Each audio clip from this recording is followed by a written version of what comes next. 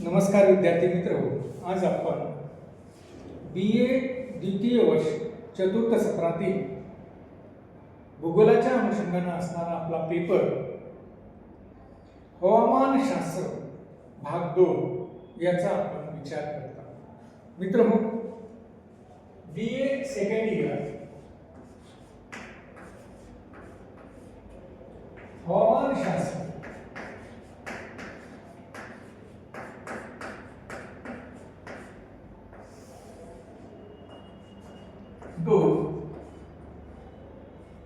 याचा आपण या ठिकाणी विचार करत आहोत. मागील तासामध्ये आपण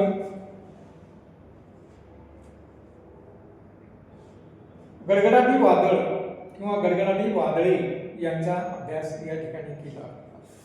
मित्रहो, मागील तासात गडगडाटी वादळांचा म्हणजेच थंडर स्टॉर्मचा या ठिकाणी आपण अभ्यास करण्याचा प्रयत्न केला. आजच्या तासात आपल्याला घूर्णवाती वादळे किंवा टोर्नाडोज यांचा अभ्यास करायचा आहे. घूर्णवाती वादळे किंवा त्यालाच आपण टोर्नाडोज असं म्हटलेलं आहे.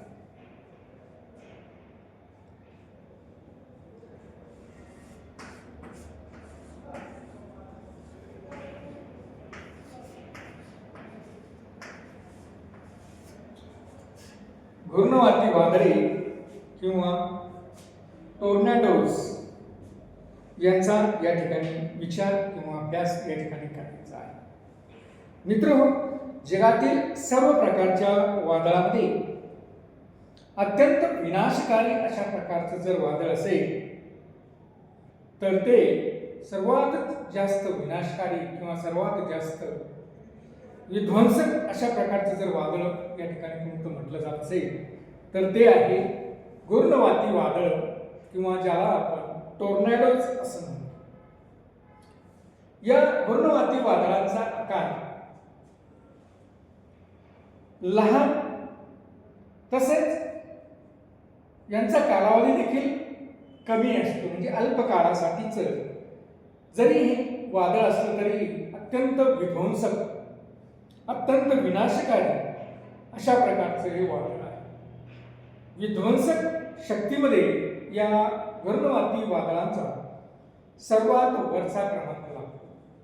म्हणजे हे जर वादळ आलं तर निश्चित भूपृष्ठावर ज्या ज्या बाबी आहेत त्या सगळ्या बाबी उखडून टाकण्याचं काम, उखडून बाजूला फेकण्याचं काम हे वादळ, या वादळातील असणाऱ्या वाऱ्याची गती, या वादळामध्ये असणाऱ्या वाऱ्यांची शक्ती ही अशा प्रकारची असते की त्यामध्ये मोठमोठ्या बिल्डिंग्स, अगदी लाईटचे खंबे किंवा झाडे उन्मळून बाजूला फेकण्याचे काम हे वादळ या ठिकाणी करतं. म्हणून या वादळाला अतिशय विनाशकारी वादळ असं या ठिकाणी म्हटलं जातं. छोट्या व्यासाचे स्थानिक तीव्र चक्र गतीने वादळ की जे वाऱ्याचा भोवरा किंवा जोरदार चक्रवात हे दृश्यमान स्वरूपात आपल्याला दिसते. या वादळामध्ये जर आपण बघितलं तर छोट्या आकाराचे हे वादळ, छोट्या व्यासाचे हे वादळ, परंतु स्थानिक अतिशय तीव्र स्वरूपाने चक्रगतीने हे वादळ एखाद्या वाऱ्याच्या भोवऱ्यासारखं, आणि तो भोवरा देखील कसा की चक्रवात भोवरा, जोरदार चक्रवात भोवरा हे आपल्याला दृश्यमान स्थितीमध्ये किंवा पाहिल्यास आपल्याला तसं दिसून येतं की एक जोरदार भोवरा किंवा जोरदार चक्रवात भोवरा हा त्या ठिकाणी आपल्याला दिसतो की जो कमी व्यासाचा आहे परंतु अतिशय तीव्र गतीनं हे वादळ या ठिकाणी आलेलं आपल्याला दिसतं. म्हणून यालाच घूर्णवाती वादळ असं या ठिकाणी म्हटलं जातं. घूर्णवाती वादळांचा विस्तार अभिसरण प्रकारचा क्युमुलोनिंबस नावाचा मेघाच्या पायापासून नरसाळ्यासारखा आकाराचा अधोगामी किंवा अधोमुखी दिशेकडे असलेला आपल्याला त्याचा विस्तार हा दिसून येतो. या वादळाचा जर विस्तार आपण बघितला तर बृहन्वती वादळाचा विस्तार अभिसरण प्रकारच्या क्युमुलिंबस ढगाच्या पायापासून नरसाळ्याच्या आकाराच्या अधोगामी प्रकारच्या नरसाळ्याच्या आकारासारखा हा आपल्याला या ठिकाणी दिसून येतो. टोर्नॅडो हा जो काही शब्द आहे हा शब्दाची मूळ जे काही उत्पत्ती झालेली आहे ती स्पॅनिश भाषेतून झालेली आहे. स्पॅनिश भाषेतील टोर्नॅडा या शब्दापासून याचा अर्थ विजा चमकून होणारा कडकडाट. टोर्नॅडो स्पॅनिश भाषेतील जो काही शब्द आहे त्याचा अर्थ आहे की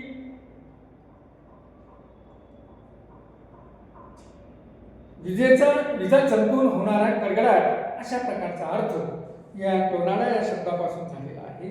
आणि मेघ गर्जनायुक्त अशा प्रकारचं वादळ असं देखील याला या ठिकाणी म्हटलं जातं. मित्रहो, या ठिकाणी आपण जर बघितलं की टोर्नॅडो जे काही आपलं या ठिकाणी आहे हा मुळात टोर्नॅडो नावाचा जो काही स्पॅनिश भाषेतील शब्द आहे त्यापासून झालेला आहे. त्यापासून या शब्दाची टोर्नॅडो नावाच्या शब्दाची उत्पत्ती या ठिकाणी झालेली आहे. टोर्नॅडो म्हणजे काय तर विजा चमकून होणारा ढगांचा कलकलाट किंवा कडकडाट आणि मेघ गर्जनेसह जे काही वादळ येतं त्याला त्यांनी त्या ठिकाणी टोर्नॅडो असं या ठिकाणी म्हटलेलं. मध्य आफ्रिकेतील झंझावातासारखाच मध्य आफ्रिकेतील जे काही झंझावात आहे या झंझावाताला देखील टोर्नॅडो हा शब्द वापरला जातो. गिनी किनाऱ्यावरील वादळाला देखील या ठिकाणी टोर्नॅडो असं म्हणतात. क्रिस्पिल नावाचे जे काही शास्त्रज्ञ हवामान शास्त्रज्ञ होते यांच्यामध्ये वातावरणातील एक प्रचंड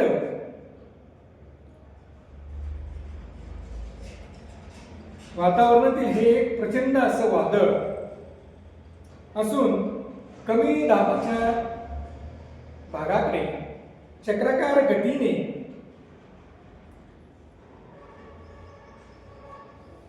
फिरणाऱ्या वाऱ्यांचे हे वादळ आहे.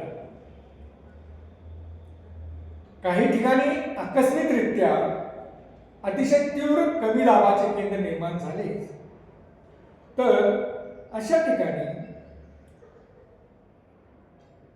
चक्राकार गतीनं या केंद्राकडे हे वारे ओढले जातात आणि त्याचबरोबर हवेचा ऊर्ध्वगामी जो काही प्रवाह आहे हा जलद गतीने तयार होऊन थंड व कोरड्या वायुराशी जवळजवळ येतात व टोर्नॅडो हे वादळ या ठिकाणी तयार होतं.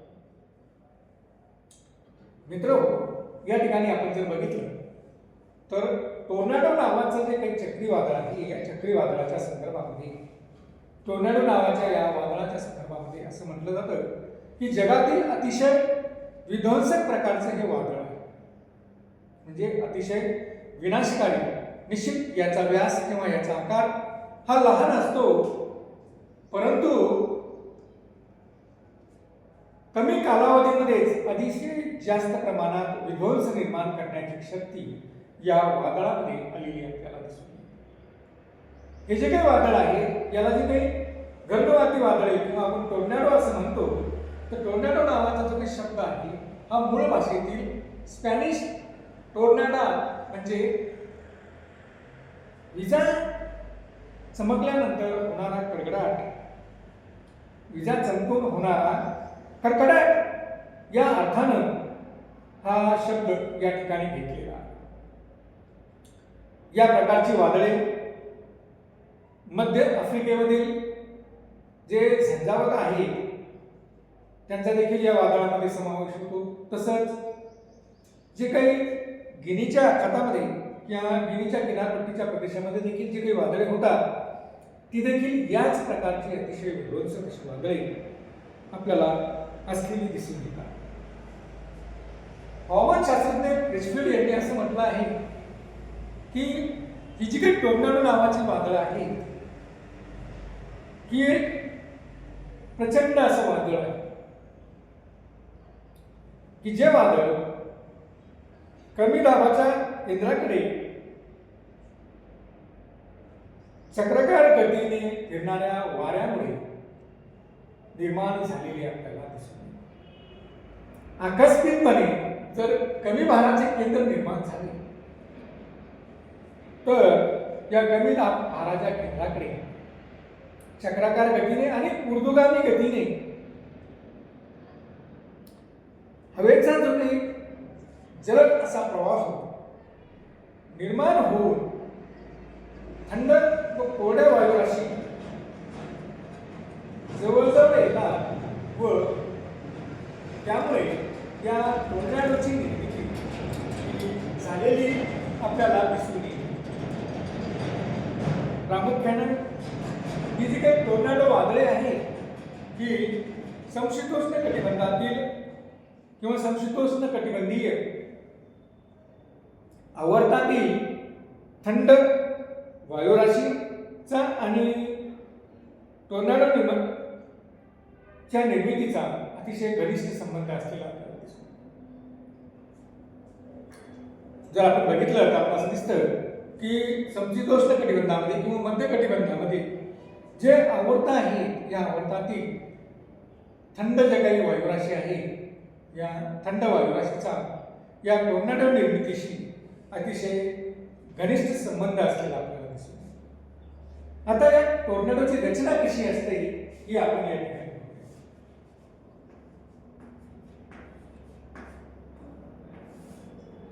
टोर्नाडोची जी काही रचना आहे ही रचना या ठिकाणी आपण बघूया. टोर्नाडो वादळाचा विस्तार हा फारच कमी असतो, परंतु अतिशय हानिकारक अशा प्रकारची ही वादळे असतात. या वादळांचा विस्तार किंवा ज्याला आपण असं म्हणूया टोर्नाडोचा व्यास हा 100 मीटरच्या जवळपास असतो. कधी कधी तो 600 मीटर पर्यंत देखील असा व्यास हा त्या ठिकाणी वाढलेला आपल्याला दिसतो. उत्तर गोलार्धात टोर्नाडोच्या भोवऱ्याची दिशा म्हणजे टोर्नाडोतील फिरणाऱ्या वाऱ्यांची दिशा ही घड्याळाच्या काट्याच्या विरुद्ध दिशेने असते.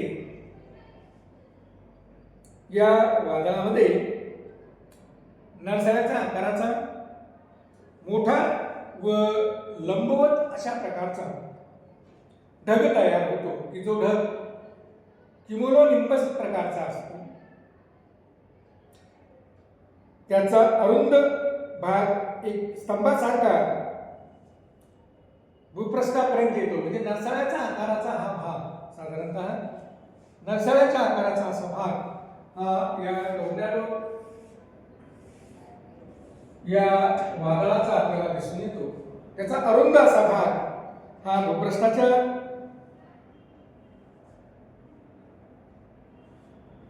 भाग हा स्तंभासारखा भूपृष्ठापर्यंत येतो. या भागामध्ये रेती, माती, धूळ, पालापाचोळा यांनी तो भरलेला असतो. भोवराच्या मध्यभागी हवेचा दाब अतिशय कमी असतो. त्यामुळे घनवाती मध्ये किंवा टोर्नाडोमध्ये जमिनीवर चारही दिशांनी वेगाने वारे आत घुसतात. या वादळाच्या मध्यभागातील वाऱ्याचा वेग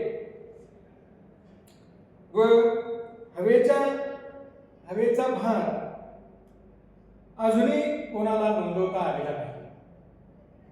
की मध्यभागी जो काही हवेचा भार आहे किंवा वाऱ्याचा वेग हा किती असावा याची नोंद अजूनही या ठिकाणी कोणालाच करता आलेली नाही, कारण वेगच इतका प्रचंड असतो की त्यामुळे तो किती जास्त प्रमाणात त्या ठिकाणी वेग असावा हे या ठिकाणी सांगता आलेलं नाही.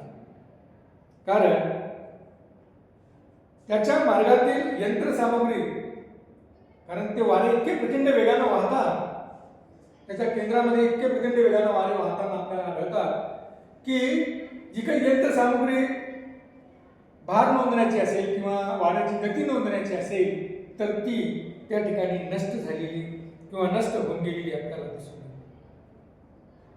समुद्रावर निर्माण होणाऱ्या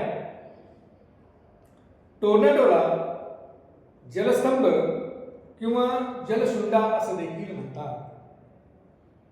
जलस्तंभ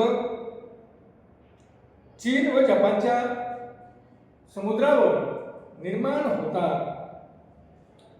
सागर जलाच्या पृष्ठभागावर निर्माण झालेल्या जलस्तंभात पाण्याचे तुषार वर शोषले किंवा खेचले जातात आणि जलाचा मोठा स्तंभ त्या ठिकाणी निर्माण होतो. म्हणून याला जलशुंडा किंवा जलशुंडा मेघ असं देखील या ठिकाणी म्हणतात.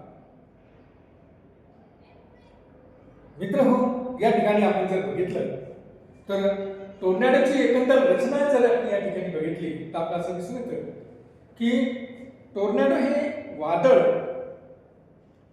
या वादळाचा विस्तार कमी असलेला आपल्याला दिसतो की अतिशय कमी विस्तार असणारा आणि परंतु अतिशय हानिकारक स्वरूपाचं. याचा विस्तार तरी किती किंवा टोर्नेडोचा व्यास तरी किती असतो तर खालच्या भागामध्ये भूपृष्ठाच्या असणाऱ्या भागामध्ये साधारणतः याचा विस्तार हा 100 मीटर पासून तर 600 मीटर पर्यंत वाढलेला आपल्याला दिसतो.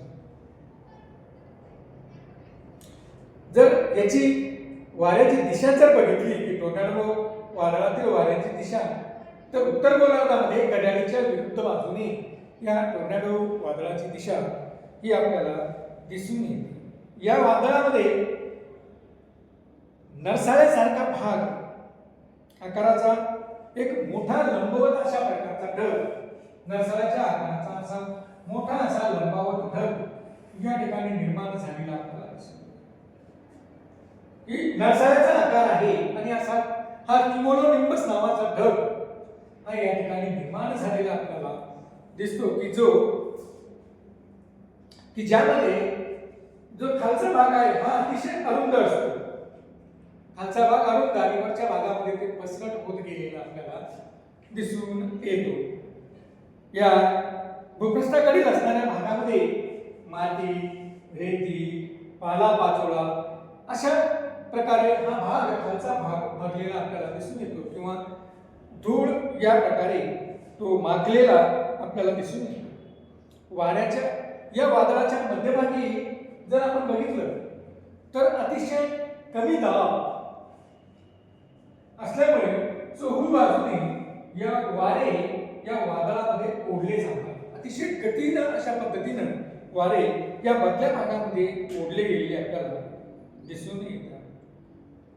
या वादळाच्या मध्यभागातील वाऱ्याचा वेग, या ठिकाणी जो काही मध्यभाग आहे या मध्य भागातील वाऱ्याचा वेग अजूनही नोंदविता आलेला नाही की हा वेग किती आहे याची नोंद अजूनही करता आलेली नाही. कारण नोंद घेणारी जी काही यंत्रे आहेत, उपकरणं आहे, ही उपकरणं या वादळामध्ये नष्ट झालेली आपल्याला दिसून येतात. म्हणून या टोर्नेडोमध्ये वादळामध्ये वाऱ्याचा वेग आतमधल्या भागामध्ये किती असतो हे देखील सांगता आलेलं नाही आणि आतमध्ये किती कमी भार झालेला असतो, किती कमी दाबाचा प्रदेश निर्माण झालेला असतो हे देखील आजपर्यंत या ठिकाणी सांगता आलेलं नाही. ज्यावेळेस हे भाग, हा टोर्नेडो जर समुद्राच्या भागावर निर्माण होत असेल तर आपल्याला माहिती आहे की टोर्नेडो जर निर्माण होतो त्यामध्ये अतिशय कमी दाबाचा भाग हा मध्यभागी असतो की ज्याच्या भोवती अतिशय जोराने चक्राकार गतीने वारे ओढले जातात, गतीने, जास्त गतीने, आणि त्याचबरोबर ऊर्ध्वगामी स्वरूपामध्ये देखील वारे हे वर ओढले जातात आणि त्यामुळं हवा ही ओढली जाते आणि त्यामुळे आपल्याला दिसतंय की हा भाग जर समुद्रावर निर्माण होत असेल तर समुद्रातील असणारं पाणी देखील एका स्तंभाप्रमाणे हे वर ओढले जातं आणि त्यामुळं त्याला आपण जलशुरा किंवा जलस्तंभ किंवा शुरा मेघ असं देखील या ठिकाणी आपण म्हणतो. म्हणजे जलाचा एक मोठा स्तंभच या वादळामध्ये, हे वादळ जर समुद्रावर झालं तर अशा पद्धतीने निर्माण झालेलं आपल्याला दिसून येतं. या प्रकारचं जर आपल्याला वादळ बघायचं असेल तर खास करून अशी वादळ चीन आणि जपानच्या समुद्रामध्ये निर्माण झालेली आपल्याला दिसून येतात. तर मित्र अशा पद्धतीनं हे गर्भवादी वादळ किंवा टोर्नेडो आणि त्याची असणारी ही रचना ही आजच्या तासामध्ये आपण या ठिकाणी बघितलेली आहे. धन्यवाद.